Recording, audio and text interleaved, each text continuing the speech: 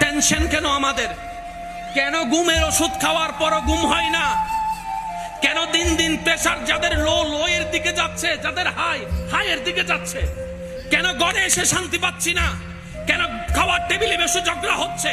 কেন স্বামী স্ত্রী এক রুমের ভিতরে থাকার পরও এত ঝামেলা হচ্ছে? রব বলে যে তোরা তাওয়াক্কুলটা আমি রবের উপর করার মতো করতে জানোস নাই, তাই তোদের এই এসি রুমের ভিতরে ঘুম নাই। যারা আমার উপর তাওয়াক্কুল করার মতো করতে পেরেছে, ইব্রাহিম নবীকে দেখ, নমরুদের আগুনের ভিতরে উনি ঘুমানোর ব্যবস্থা হয়েছে। যে যতটুক রবের উপর তাওয়াক্কুল করবে, তাওয়াক্কুল মানে কি শব্দটা অনেক শুনেছি, হয়তো বুঝার চেষ্টা করি নাই।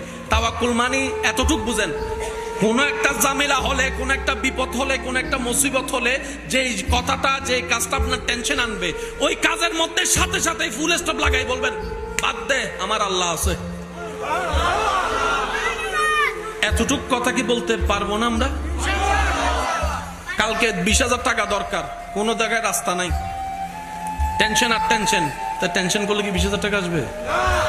টেনশন করলে শুধু প্রেসারটা হাই হইলে হাই হবে, লো হইলে লো হবে। দুটি হয় 20,000 তো দূরের হতা। কিন্তু সেই মুহূর্তে আপনি যদি বলেন টেনশন করলেও লাভ নাই, না করলেও লাভ নাই, তাহলে নাই করি তো করবো কিভাবে? কম, আমার আল্লাহ আছে, যা করে তা হবে, দেখা যাবে।